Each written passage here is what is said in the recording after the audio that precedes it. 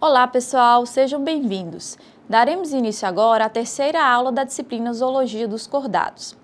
Nesta aula, iremos falar sobre a evolução dos tetrápodes, bem como apresentar as características que propiciaram a colonização dos mesmos no meio terrestre. E abordaremos também as características da classe anfíbia. O grupo dos tetrápodes compreendem os vertebrados que invadiram o meio terrestre. Os primeiros tetrápodes originaram no período devoniano há cerca de 400 milhões de anos atrás.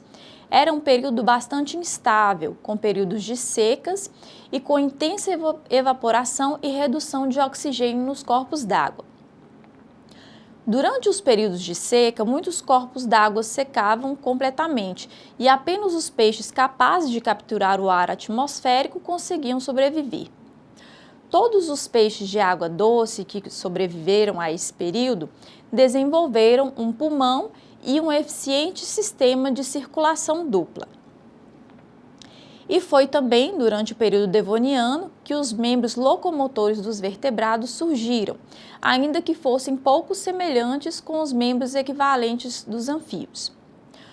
Os primeiros tetrápodes possuíam mais de 5 dígitos e apenas posteriormente o padrão pentadátilo estabilizou-se em diferentes linhagens desse grupo. E evidências indicam que os peixes de nadadeira lobada são evolutivamente os mais próximos dos tetrápodes.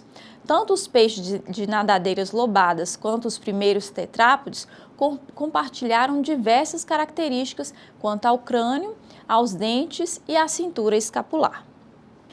A transição da água para a vida na Terra é a mais importante da evolução animal, pois o ambiente terrestre é muito mais hostil, havendo, portanto, a necessidade de uma série de adaptações morfológicas e fisiológicas nos animais, tais como o desenvolvimento de estruturas locomotoras úteis em terra firme, mecanismos fisiológicos de captação de oxigênio atmosférico, um sistema eficiente para a distribuição de gases respiratórios para todo o corpo e uma estrutura esquelética capaz de substituir o empuxo gerado no ambiente aquático. Os anfíbios foram os primeiros vertebrados a conquistar o meio terrestre. Isso se deu há mais ou menos 375 milhões de anos, no final do período devoniano.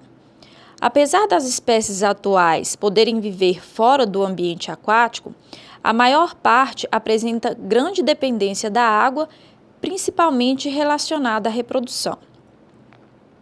A classe anfíbia apresenta como características gerais a metamorfose, sendo importante ressaltar que nem todos os anfíbios realizam metamorfose, porém, em termos de animais vertebrados, eles são os únicos que passam por esse processo, sendo, portanto, uma característica bastante importante do grupo. Apresentam também uma pele fina, bem vascularizada, com glândulas mucosas e glândulas de veneno que estão presentes em algumas espécies. Os dentes são pedicelados, sendo divididos em uma parte mais basal, denominada pedicelo, e uma parte distal, denominada coroa. Apresentam o ouvido com membrana timpânica e columela para transmissão de vibrações ao ouvido interno, sendo a estrutura sensível a sinais acústicos, que é diferente do que ocorre nos outros grupos.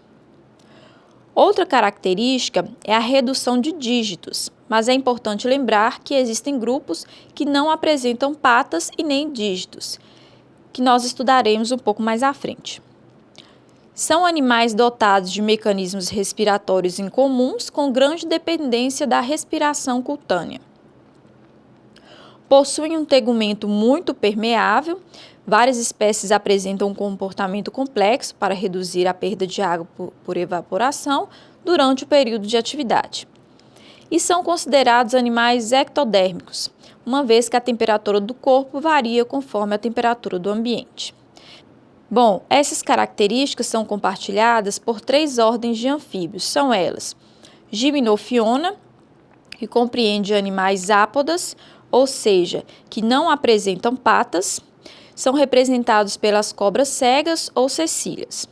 Urodela, também chamada de caudata, que compreende animais que apresentam cauda, sendo representados pelas salamandras e tritões. E a ordem Anura, representadas por sapos, rãs e pererecas. Nós temos aqui na figura 2 a representação de alguns integrantes desses grupos. Uma cobra cega ou cecília, uma salamandra, um sapo e uma rã.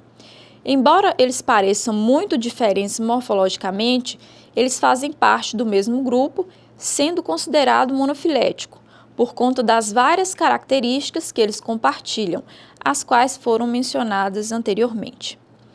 E em se tratando das relações filogenéticas entre essas ordens, a hipótese mais aceita atualmente é que a ordem Gymnophiona é considerada o grupo irmão das ordens Urodela e Anura. Agora nós vamos falar um pouco sobre as características específicas de cada uma dessas ordens. A ordem Gymnophiona, representada pelas cobras cegas ou cecílias, apresentam cerca de 190 espécies, são animais de corpos alongados e desprovidos de membros, apresentam hábito fossorial, ou seja, são animais que costumam viver enterrados, apresentam olhos pequenos e, conforme a figura 3, as formas adultas de algumas espécies são cegas. Apresentam tentáculos especializados no focinho, frequentemente depositam seus ovos em solo úmido próximo à água, apresentam sexos separados e a fertilização é interna. Algumas espécies apresentam larvas aquáticas e, em outras espécies, o desenvolvimento da larva ocorre dentro do ovo. Algumas espécies são ovíparas e protegem seus ovos cuidadosamente em dobras do próprio corpo, apresentando assim cuidado parental, e outras apresentam viviparidade.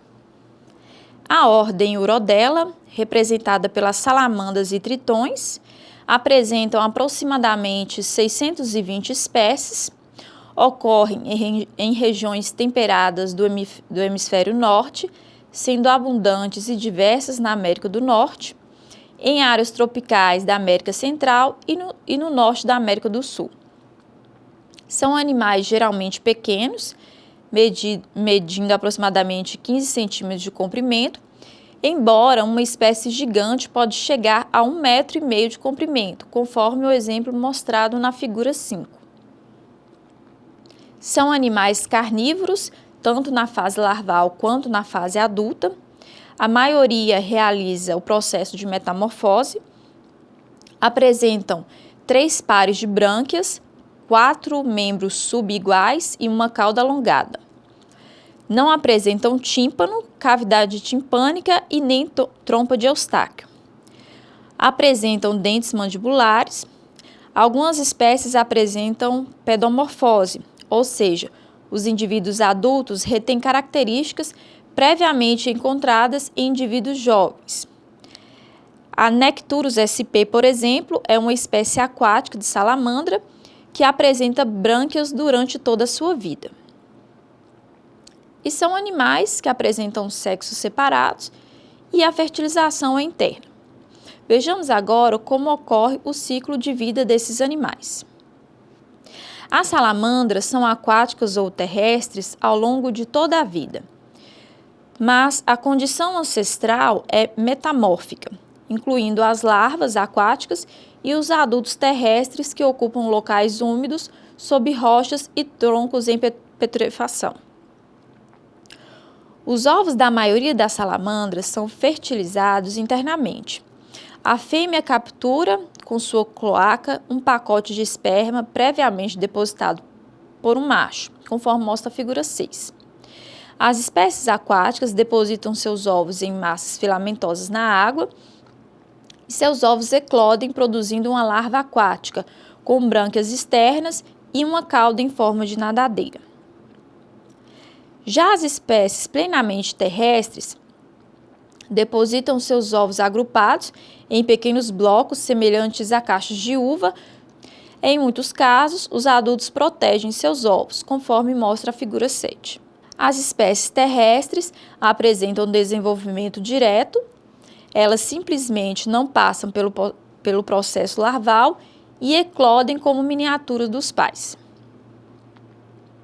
Um ciclo de vida particularmente complexo ocorre em alguns tritões americanos, cujas larvas aquáticas sofrem metamorfose para formar juvenis terrestres que mais tarde voltam a se metamorfosear, produzindo adultos reprodutivos secundariamente aquáticos, conforme mostra a figura 8. A ordem Anura, representada por sapos, rãs e pererecas, compreende aproximadamente 5.970 espécies. São animais que apresentam corpo curto, cabeça e tronco fusionados, com redução das vértebras pré-sacrais. 2 pares de membros, sendo os membros posteriores alongados e adaptados ao salto. Não apresentam cauda e nem escama.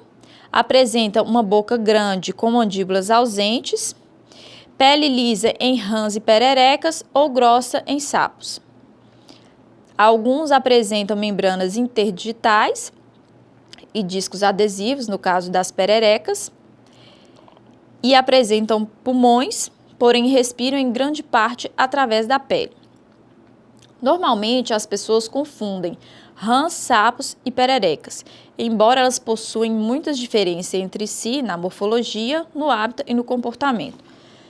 Os sapos, por exemplo, apresentam uma pele bem mais grossa e rugosa em relação à dos outros anuros. Além disso, preferem viver em terra firme e só procuram ambientes aquáticos quando vão se reproduzir. As patas posteriores dos sapos são mais curtas, assim eles não conseguem dar grandes saltos, como as das pererecas. Devido às glândulas que possuem na região dorsal, quando o sapo sofre alguma pressão externa, como ser pisado, por exemplo, ele libera um veneno que pode irritar os nossos olhos e também as mucosas. As rãs são as mais habilidosas entre esses 3 tipos de anuros. Os seus membros posteriores são mais longos e ajudam no salto e na natação. Vivem principalmente em lagoas e apresentam uma pele bem lisa e brilhante. Suas toxinas estão localizadas nas regiões das costas. Já as pererecas normalmente são menores que os sapos ou rãs, tendo como características os olhos esbugalhados, apresentam a pele lisa, como as rãs, e são mais coloridas. Não habitam lagoas, sendo espécies arborícolas. Apresentam pernas finas e longas, que são capazes de grandes saltos e de fixarem-se nas superfícies, pois possuem os discos adesivos nas pontas dos seus dedos, que funcionam como ventosas e permitem essa fixação. Ao contrário dos sapos e pererecas, as rãs são usadas para alimentação, pois possuem a carne suave e nutritiva, que lembra vagamente a carne de frango.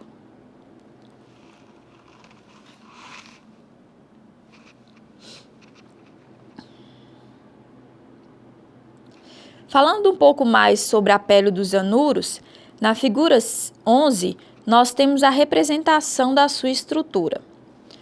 Histologicamente, a pele compreende 2 camadas, sendo uma epiderme externa estratificada e uma derme esponjosa. A camada epidérmica, que é descartada periodicamente quando o sapo ou rã faz a muda, contém depósitos de queratina, uma proteína fibrosa rígida que limita a abrasão da pele, bem como a perda de água através dela. A maioria dos anfíbios terrestres, como os sapos, tem depósitos pesados de queratina. Podemos observar também que a pele é bastante vascularizada, com a presença de glândulas de muco e glândulas de veneno, que estão presentes em alguns, como, por exemplo, nos sapos. Em relação à cor da pele dos anuros, como em outros anfíbios, é produzida por células pigmentares especializadas, chamadas de cromatóforos, que estão localizadas principalmente na derme. Os cromatóforos dos anfíbios, como os de muitos outros vertebrados, são células ramificadas que contêm pigmento. Esse pigmento pode ser concentrado em uma pequena área ou disperso através dos prolongamentos para controlar a coloração da pele. A maioria dos anfíbios tem 3 tipos de cromatóforos: Os mais superficiais da derme são os xantóforos, que contêm pigmento amarelo, laranja ou vermelho. Logo abaixo destes estão os iridóforos, que contêm os pigmentos prateado, que reflete a luz. E na camada mais profunda da derme estão os melanóforos, que contêm melanina de coloração negra ou marrom. Na figura 12, temos o exemplo de uma rã da espécie Phyllobates terribilis, de cor amarelo vibrante, que é considerado um dos animais vertebrados mais tóxicos do mundo, com ocorrência na Colômbia, Bolívia, Equador, Brasil e por toda a área tropical da América do Sul. Em relação ao sistema esquelético e muscular dos anfíbios, da mesma forma que ocorre em outros vertebrados, eles também apresentam um endoesqueleto bem desenvolvido, formado por ossos e cartilagens, para fornecer sustentação ao corpo e aos movimentos dos músculos. A conquista da Terra exigiu a presença de membros que fossem capazes de suportar o peso do corpo, culminando em um novo conjunto de problemas mecânicos. Todo o sistema musculoesquelético de um sapo adulto é especializado para saltar e para nadar através de extensão simultânea dos membros posteriores. Sendo assim, a coluna vertebral dos anfíbios assume um novo papel como a estrutura de sustentação do abdômen, e os membros encontram-se ligados a ela. Se tornou assim uma estrutura rígida que transmite as forças dos membros posteriores para o corpo. Analisando o sistema esquelético de um sapo, representado na figura 13, observa-se um encurtamento externo do corpo, a presença de apenas 9 vértebras e um uróstilo cilíndrico, que representa as várias vértebras caudais fusionadas em uma única estrutura, denominada cóccix. O crânio de um sapo é muito diferente do crânio de outros vertebrados. É muito mais leve, tem o formato achatado e tem menos ossos e uma menor ossificação. A região anterior do crânio, que compreende o focinho, os olhos e o encéfalo, é mais desenvolvida, enquanto a região posterior é muito reduzida. Os membros apresentam um padrão típico dos tetrápodes, com 3 articulações principais: quadril, joelho, tornozelo, ombro, cotovelo e pulso. O pé é tipicamente pentarradiado, com 5 dígitos, e a mão é tetrarradiada, com 4 dígitos. Tanto as mãos quanto os pés têm muitas articulações em cada um dos dígitos. Esse sistema repetitivo lembra a estrutura das nadadeiras lobadas dos peixes, que são muito similares aos membros dos anfíbios. Em relação à respiração, os anfíbios possuem 3 estratégias: a pele, onde ocorre a respiração cutânea, a boca, onde ocorre a respiração bucal, e os pulmões. Os sapos e rãs são mais dependentes da respiração pulmonar do que as salamandras, apesar da pele fornecer um importante complemento durante as trocas gasosas dos anuros, especialmente durante a hibernação no inverno. Mesmo quando a respiração pulmonar predomina, o dióxido de carbono é eliminado principalmente através da pele, enquanto o oxigênio é primariamente absorvido pelos pulmões. Na figura 4, nós temos a representação do ciclo ventilatório da rã. Observa-se que inicialmente o ar entra em uma bolsa da cavidade bucal, passa pela abertura da glote, posteriormente ocorre uma retração elástica pulmonar e o ar é forçado para fora dos pulmões e através das narinas. Posteriormente, ocorre o fechamento das narinas, a elevação da parte ventral da cavidade bucal e o ar é sugado para dentro dos pulmões. A glote é fechada e ocorrem as trocas gasosas nos pulmões.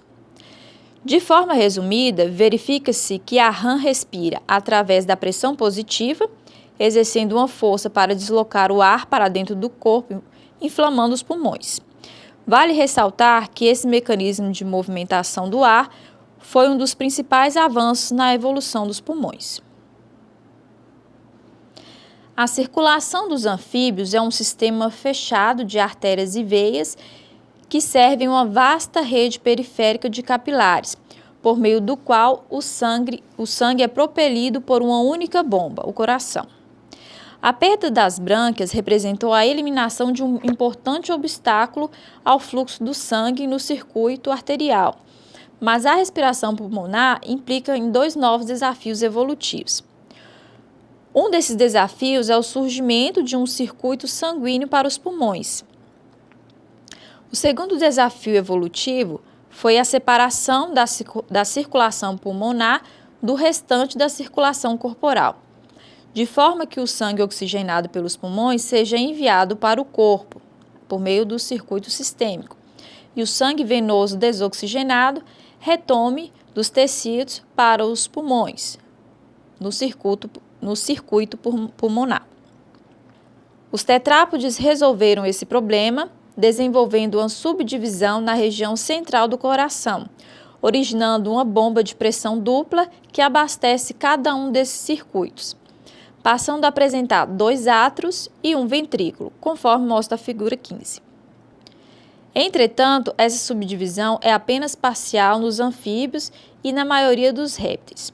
Aves e mamíferos têm o coração completamente subdividido em 2 átrios e 2 ventrículos. O sistema nervoso dos anfíbios é mais desenvolvido que o dos peixes, constituído pelo sistema nervoso central, encéfalo e medula espinhal, e sistema nervoso periférico. Em relação aos órgãos do sentido, verifica-se um aparelho auditivo bastante desenvolvido, conforme já foi mencionado. Verifica-se também a presença de olhos grandes e bem desenvolvidos, protegidos por 2 pálpebras e uma membrana niquitante, sendo a visão um dos principais sentidos dos anfíbios. Agora nós vamos falar um pouco sobre a reprodução dos anfíbios. Sabe-se que esse grupo apresenta uma grande diversidade reprodutiva, apresentando espécies com fertilização interna e externa, viviparidade, oviparidade, desenvolvimento direto e cuidado parental. A figura 16, por exemplo, representa o ciclo de vida de uma rã, em que ocorre o abraço de acasalamento entre o macho e a fêmea. Os ovos são fertilizados à medida que são liberados, ocorrendo a fertilização externa. Os ovos fertilizados dão origem aos girinos, que sofrem o processo de metamorfose e se transformam em rãs adultas. Verifica-se também estratégias reprodutivas incomuns em algumas espécies de anuros, conforme mostra a figura 17. A rã pigmeu, representada pela letra A, carrega as larvas em desenvolvimento em uma bolsa dorsal. A fêmea de uma espécie de Suriname, Pipa sp, representada pela letra B, carrega os ovos imersos no tecido esponjoso especializado que desenvolvem o seu dorso.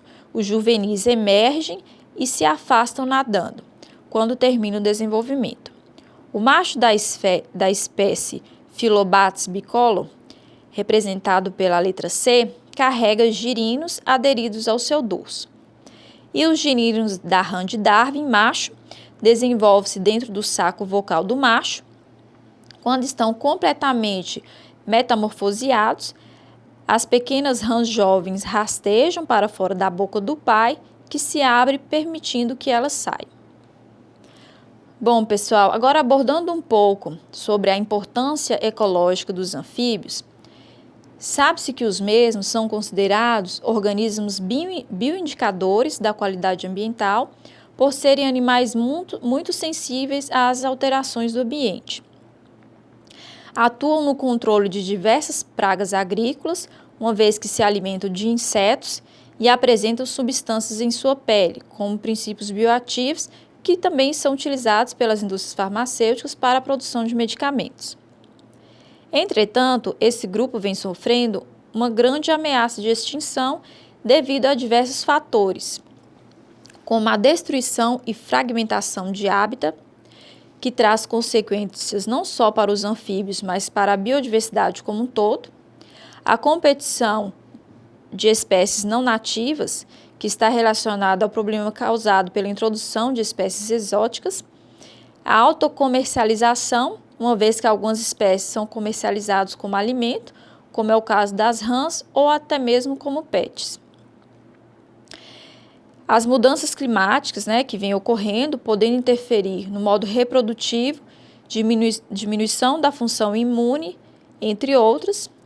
As doenças que são causadas por parasitas, como fungos, e também algumas causas desconhecidas, as quais estão sendo estudadas para tentar compreender a redução de algumas espécies de anfíbios. Bom, para finalizar a aula dessa semana, eu trouxe aqui para vocês algumas questões que irão sintetizar alguns assuntos importantes que foram abordados e devem ser fixados. Questão 1. Cite as principais características que permitiram a evolução dos cordados para o ambiente terrestre. Questão 2. Descreva sucintamente as ordens que compõem a classe anfíbia. Então, resolvam essas questões e posteriormente eu voltarei com as respostas. Então, vamos às respostas às questões propostas.